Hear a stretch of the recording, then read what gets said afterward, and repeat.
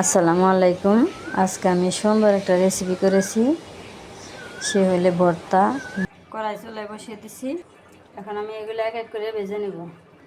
মরিচটা আগে দিয়ে দিলাম, রসুনগুলো দিয়ে দিলাম। মরিচ রসুন একটু ভাজা ভাজা করে নিলাম। মরিচ আর রসুন ভাজা হয়ে গেল। এখন আমি কালি জিরে দিয়ে দিলাম। আমি এই ভর্তায় কিন্তু কোনো তেল ব্যবহার করব না, তেল ছাড়াই ভর্তা বানাবো। ভাজাটা হয়ে গেল, এখন আমি নামিয়ে নেব। এখন আমি ধনিয়া পাতাগুলো দিয়ে দেবো। এখন আমি ভালো করে নেড়ে চেড়ে ভেজে নেব। এই যেমন বিলাতি ধনিয়া পাতাটা ভাজা হয়ে গেল, এখন আমি নামিয়ে নেব। বন্ধুরা, আমি সব মরিচ রসুন কালো জিরে ধনিয়া পাতা শুকনো খোলায় ভেজে নিলাম। এখন আমি শিলপাটায় বেটে নেব। এই যে বন্ধুরা, আমি কালি জিরে রসুন শুকনো মরিচ আর বিলাতি ধনিয়া পাতার ভর্তাটা সুন্দর করে বেটে নিলাম। তাহলে ভিডিও কেমন হলো অবশ্যই কমেন্ট করবে। তাহলে আজকের ভিডিও এখানেই শেষ করলাম। সবাই ভালো থাকবে, সুস্থ থাকবে, সাবধানে থাকবে। আল্লাহ হাফেজ।